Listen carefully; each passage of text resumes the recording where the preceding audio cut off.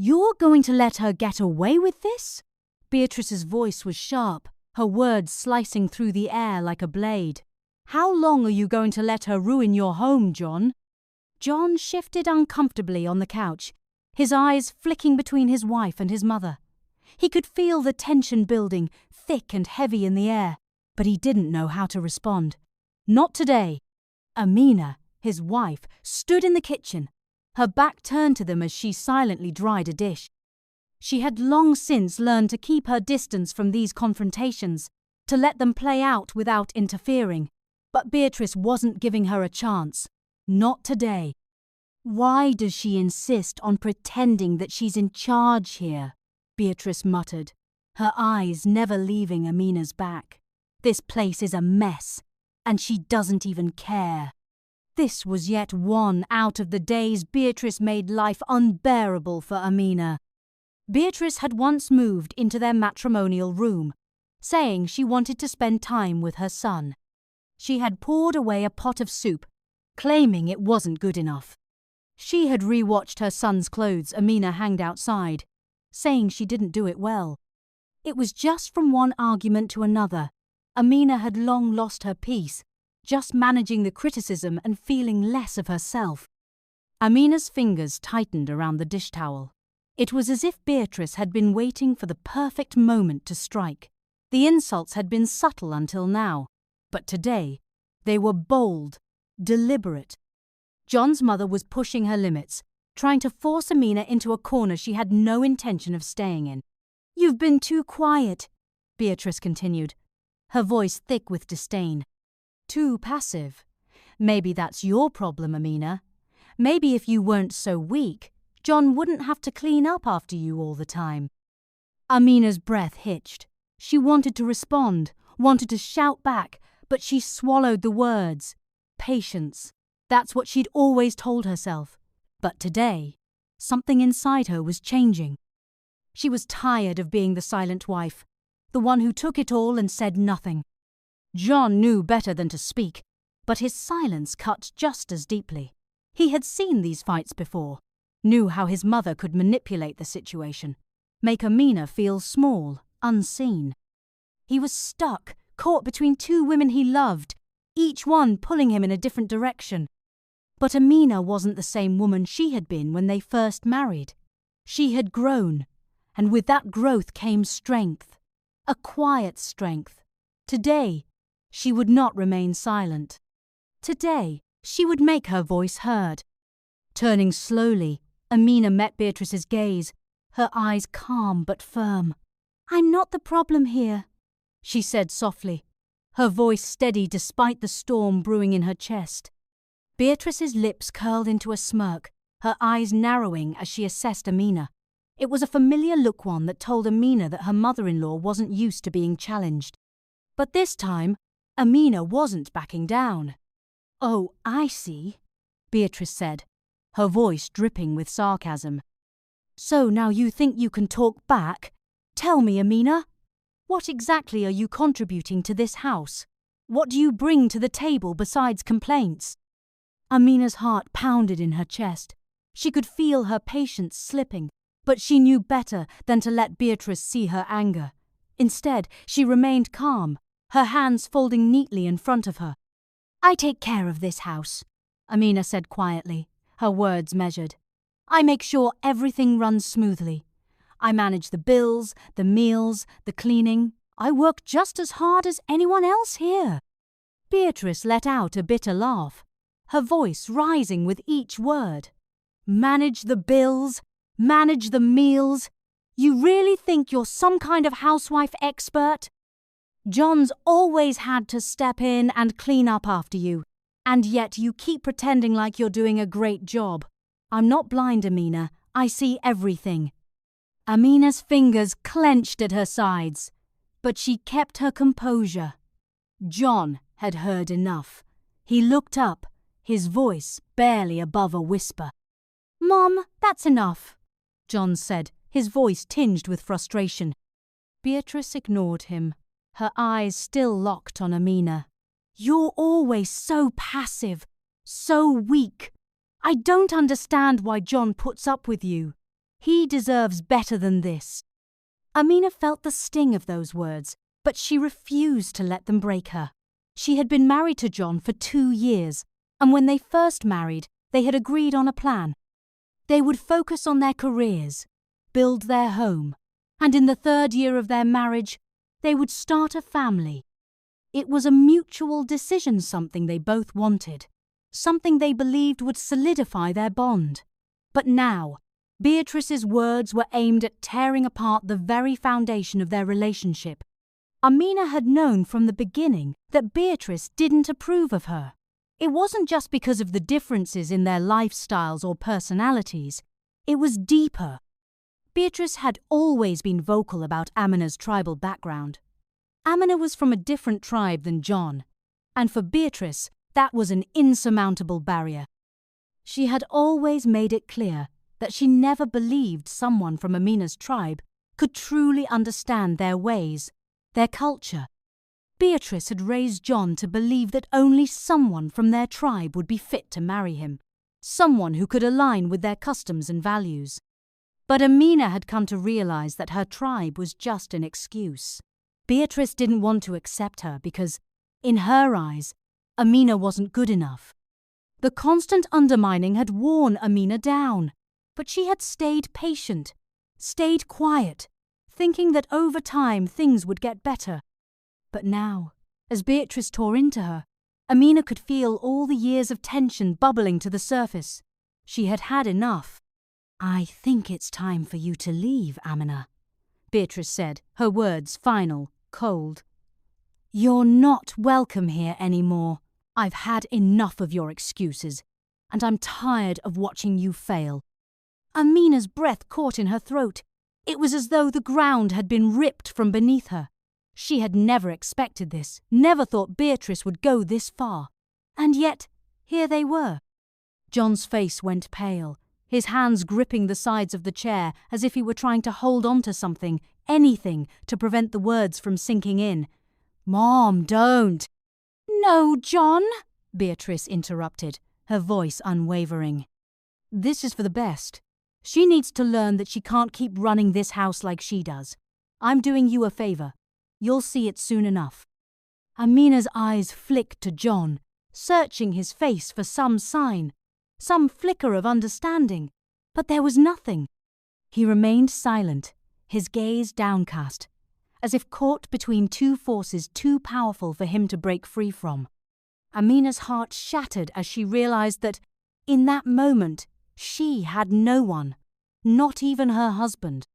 Nothing she ever did appeared like she had done it well, and John had let her mother move into the house with them, always looking for faults in his wife. Amina couldn't believe it. She stood there, holding back tears, as Beatrice's words echoed in her mind. She had always known that her mother-in-law disapproved of her, but this was too much. John was completely silent. Amina had always told herself that, no matter what, she could count on John to stand by her. But now, he was just there.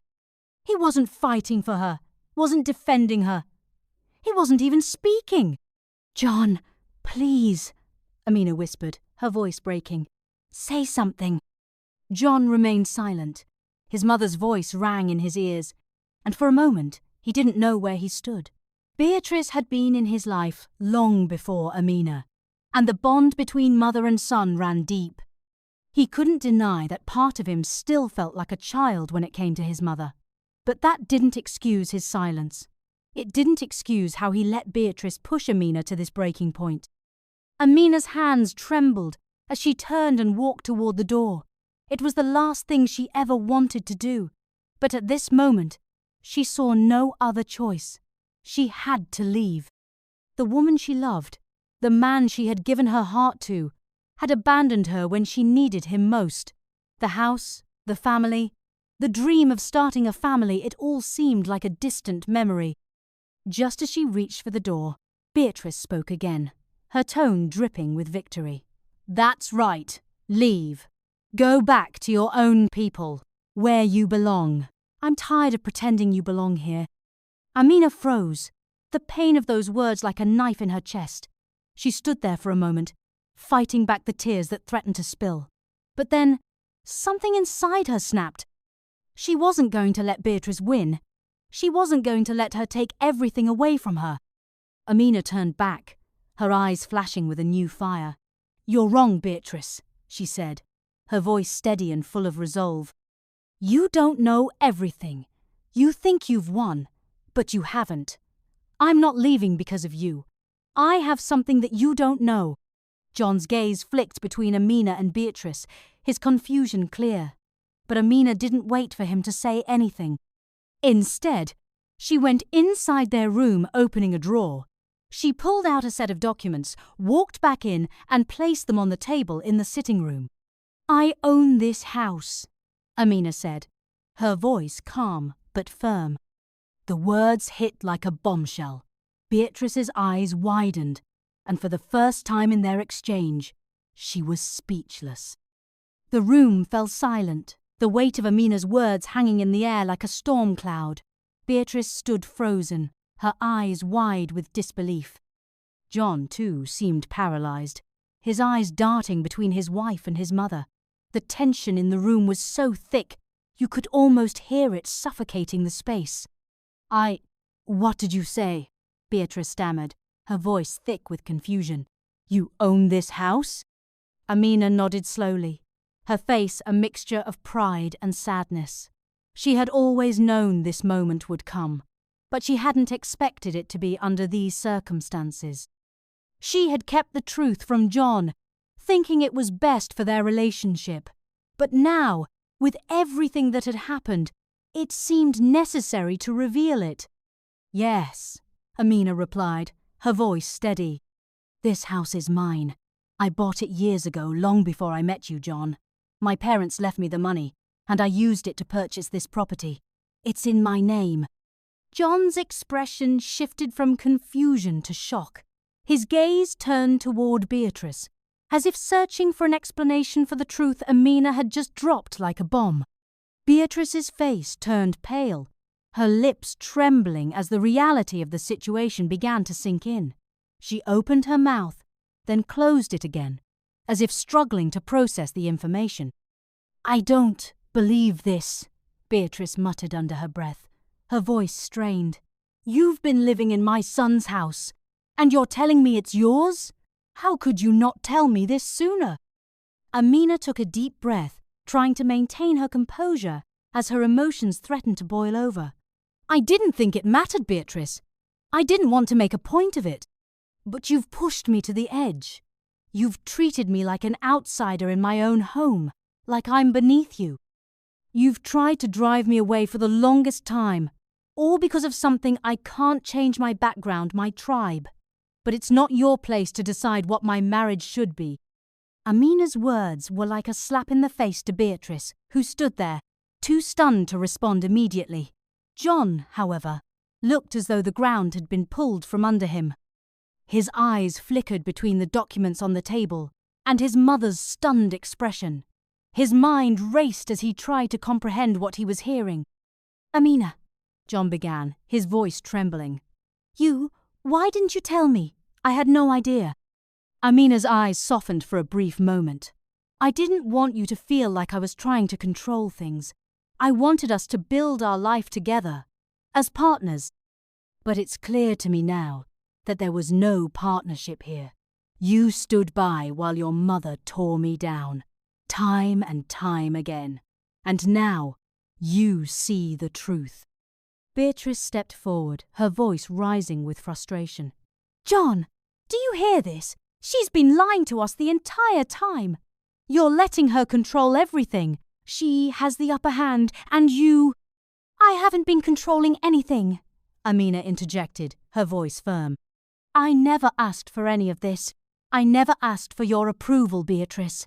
I've been trying to live peacefully with you, trying to be a good wife. But you made it impossible." John remained silent for a long moment, his face pale as he processed the whirlwind of emotions surrounding him. Beatrice was right in one sense. Amina had never told him about the house, and he was struggling with the revelation. But deep down, he knew that the real issue wasn't about property or finances, it was about respect, about trust, about the way Beatrice had manipulated him and his marriage from the start.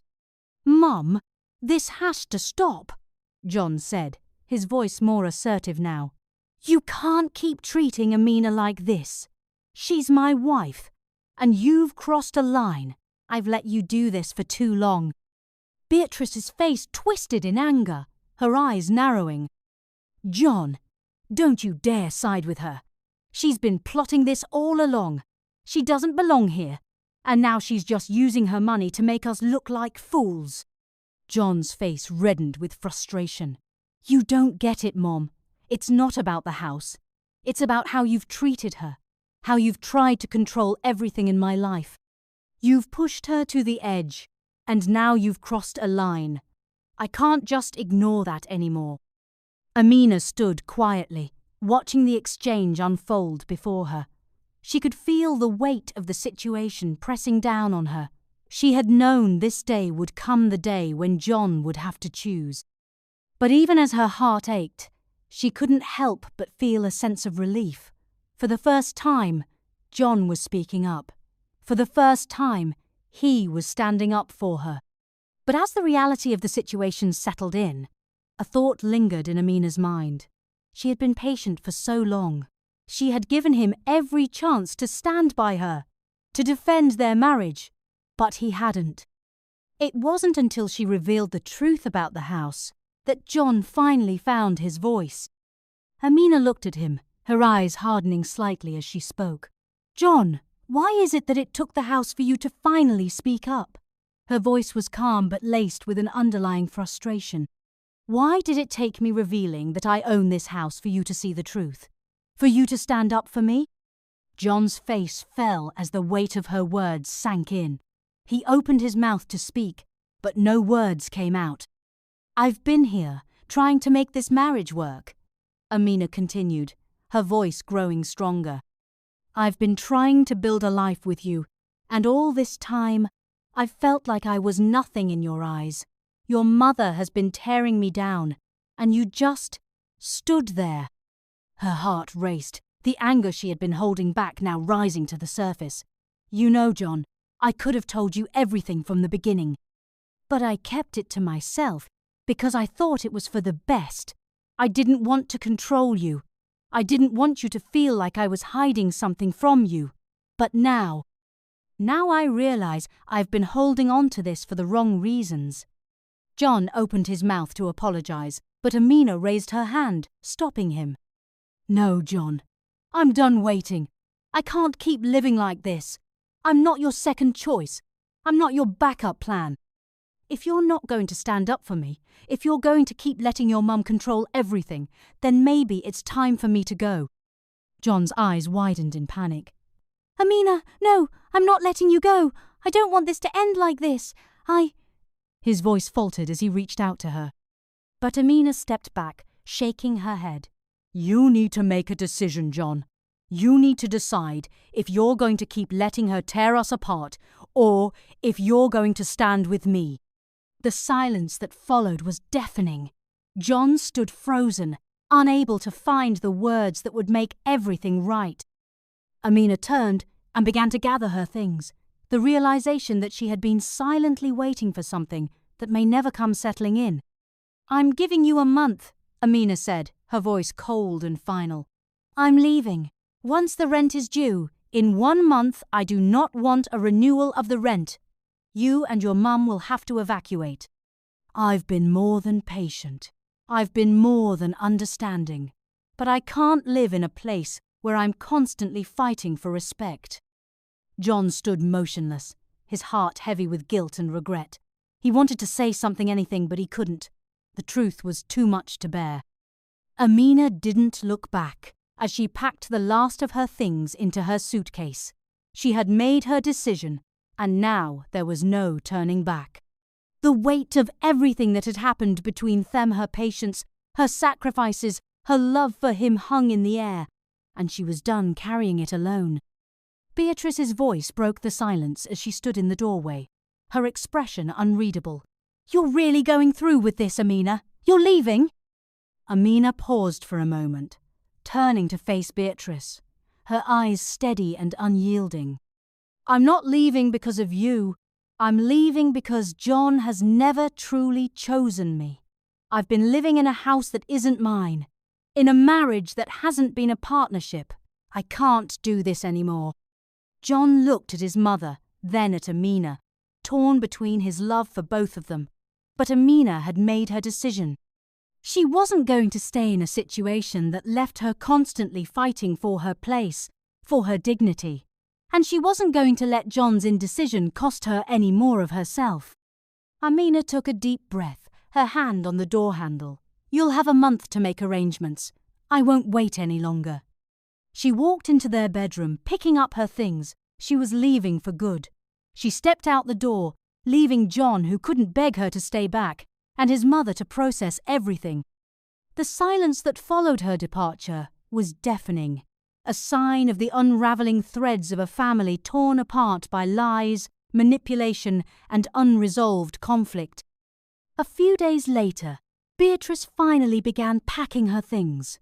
She had spent the past few days sulking, nursing her wounded pride, and contemplating what had gone wrong.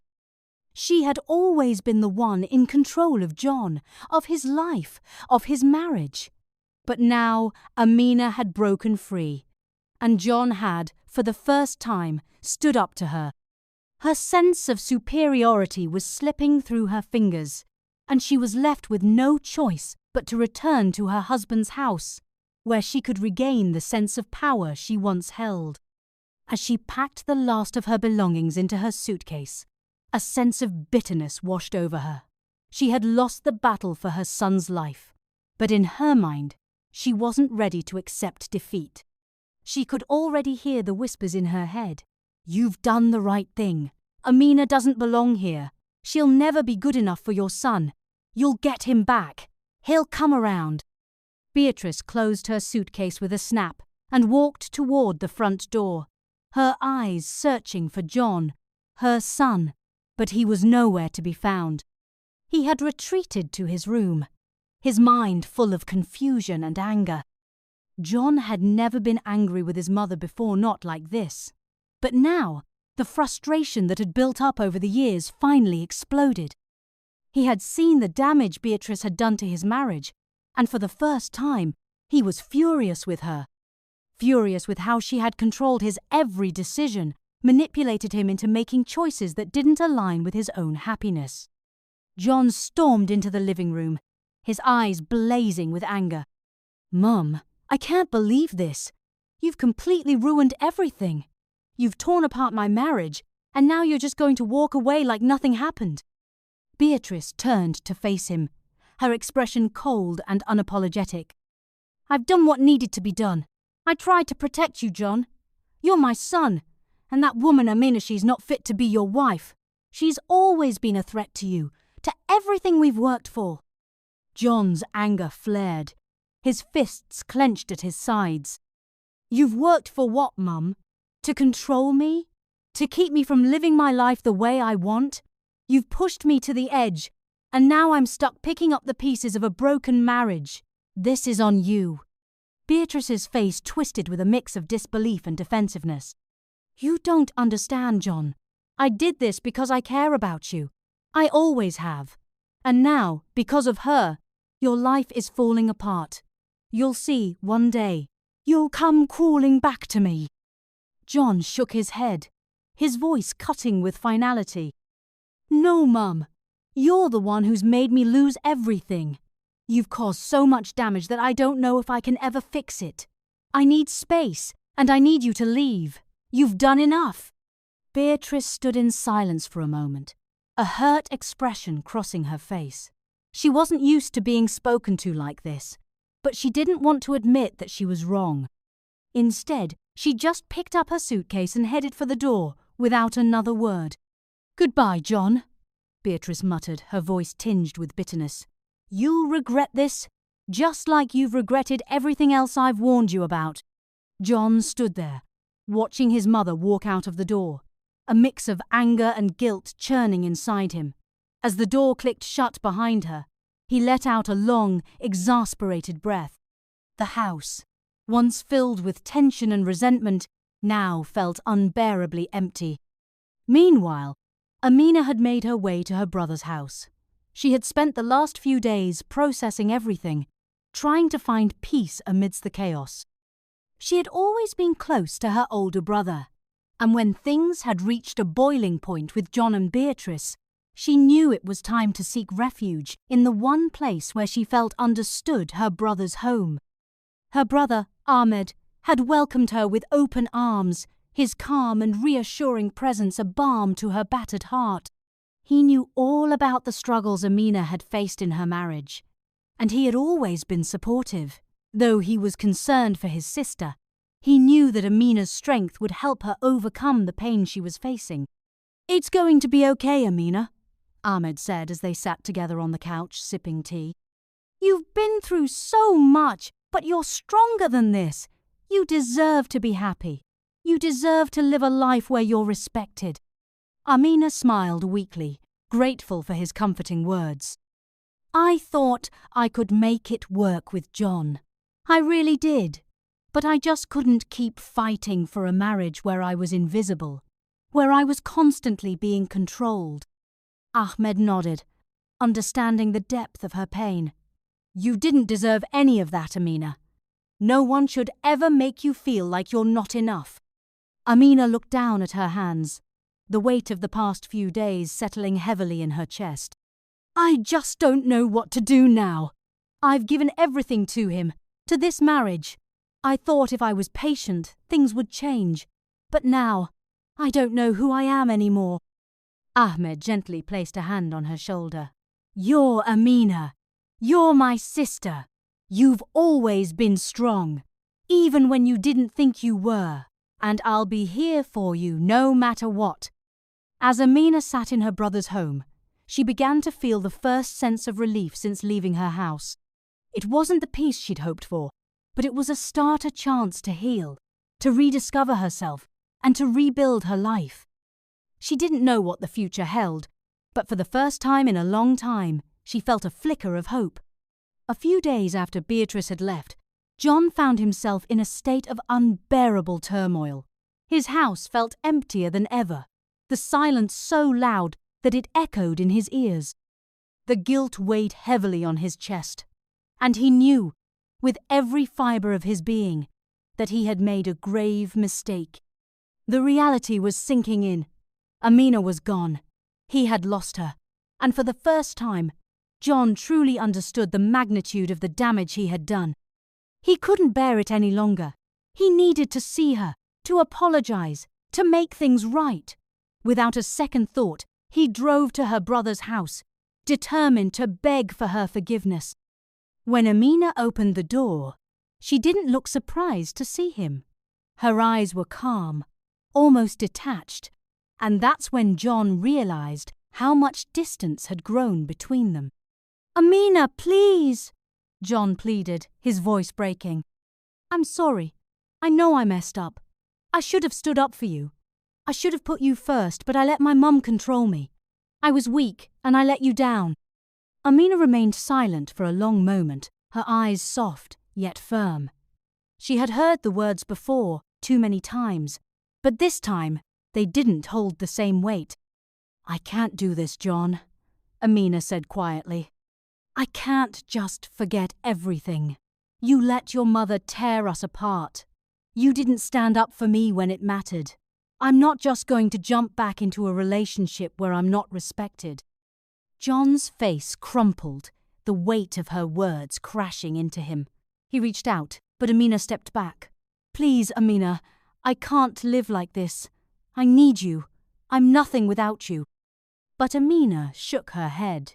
"You need to learn, John. You need to feel what it's like to live without me before you truly understand what you've lost. I'm not coming back until I know you've changed. You need to prove that you can stand up for me, for us." John's heart shattered, but he knew deep down that she was right. Amina was a force he had taken for granted, and now that she was gone, He realized just how much of a void she left in his life. In desperation, John made a decision. He left her brother's house and drove to his mother's house. He needed help. He needed someone to intervene, to convince Amina to give him another chance. It had been 3 weeks since Amina left, and John was unraveling. Every corner of the house echoed with her absentia laughter, her careful tidiness, her meals that made the place feel like home. Now, the house was cold and quiet. John had never realized just how much of a presence Amina had been until she was gone. He tried calling, texting. Nothing got through. Amina needed space, and she meant it. The one thing he used to take for granted, her quiet support, was now the thing he missed most. Days passed, and John found himself slipping deeper into guilt and regret. One evening, after coming home to an empty house, he broke down. He drove to his mother's place late at night, his eyes bloodshot, hands trembling. Beatrice opened the door and froze at the sight of him.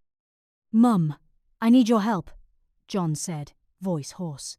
"If you don't come with me to talk to Amina, I swear I'll lose it. I'll lose her, and if I lose her, I don't want to live." Beatrice's breath caught in her throat. For all her pride, for all her certainty that she had done the right thing, nothing could have prepared her for this. She saw the desperation in her son's eyes reel, raw, broken, and for the first time she felt the depth of what her interference had cost him. "Okay," she said quietly. "I'll go with you, but you'll do the talking. I'll just make it clear I'm not here to fight." Together, they went to Amina's brother's house. Amina was surprised to see them at the gate, especially her mother-in-law, standing beside John with remorse written all over her face. John fell to his knees the moment Amina stepped out. "I'm sorry, Amina," he whispered. "I failed you. I didn't see you for who you are until you left. I should have protected you, defended you. Please give me another chance." Amina didn't speak right away. She looked over at Beatrice, who stepped forward slowly, her hands nervously clenched. "Amina," she began, voice low, "I was wrong. I was blind, and I let my pride ruin something beautiful. I won't make excuses. I just want to ask if you'll allow me. I'll never show up uninvited again. I'll stay in my place. You and John can build your home in peace, I promise." Amina's gaze softened, but her expression stayed firm. "I appreciate the apology, Mum. I really do. But I'm not coming back now. Not yet. I need you both to understand something. I was never the weak one. You just never saw how strong I was." John nodded slowly, tears threatening to spill. "I see it now, Amina, and I'll keep proving it to you every day." The days passed, and true to his word, John didn't stop trying. He called, checked in, sent her notes, and made sure to continue depositing money into the account Amina had used to collect rent, the same account she had been secretly saving for their future. He didn't ask what she was doing with the money. He didn't ask when she'd come back. He only wrote in the transaction note, "Keep saving. For us. For whatever you dream." It was a small act, but it said everything. He had seen how powerful, resourceful, and visionary his wife was, and he wanted to be part of that vision, not control it. Then one day, John returned home from work. He unlocked the front door, expecting the usual cold, silent welcome. But something was different. The living room was clean, the cushions fluffed, the scent of stew simmering on the stove drifted through the air. He stepped in, stunned, shoes placed neatly by the door, her favourite throw draped across the sofa, the kitchen light on. And then Amina. She was in the kitchen, quietly stirring a pot, her back to him like nothing had happened. John dropped his bag, emotion crashing over him like a wave. "Amina!" he breathed, stepping forward, stunned. She turned to him with a soft smile, and before he could speak again, he dropped to his knees once more. "Please," he whispered, voice trembling. "Please give me another chance. I've learned. I've changed. Just come back to me." Amina reached down, gently pulling him to his feet. "You don't have to beg anymore, John. You already did the hardest part. You saw me. Truly saw me." He wrapped his arms around her tightly, burying his face in her shoulder as the tears came freely. They stood like that for a while, just holding one another in the middle of the kitchen that now smelled like home again. No more silence. No more battles. Just the beginning of something new.